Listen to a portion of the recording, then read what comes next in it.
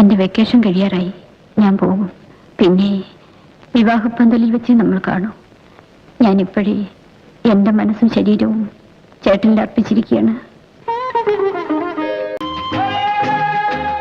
രാഗിണിയുടെ കുട്ടനാട്ടി വന്നപ്പോ ഞങ്ങൾ പരിചയപ്പെട്ടു. ഓഹോ, അവളുടെ വിവാഹമാണെന്നറിഞ്ഞു വരികയായിരിക്കും.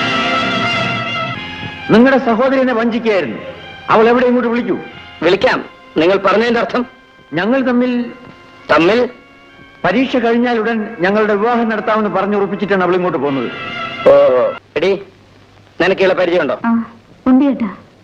ഇയാൾ പറയുന്നു നീ ഇയാളെ വിവാഹം കഴിക്കാൻ തീരുമാനിച്ചുറപ്പിച്ചിരിക്കുകയാണെന്ന്. ശരിയാണോ? എന്ത്? ഞാനോ?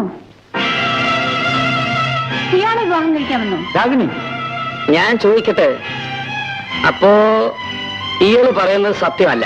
അല്ല, ഇയാളെ ഞാൻ ആ പാടത്തും കളത്തിലും ഒക്കെ വെച്ച് കണ്ടിട്ടുള്ളതല്ലാതെ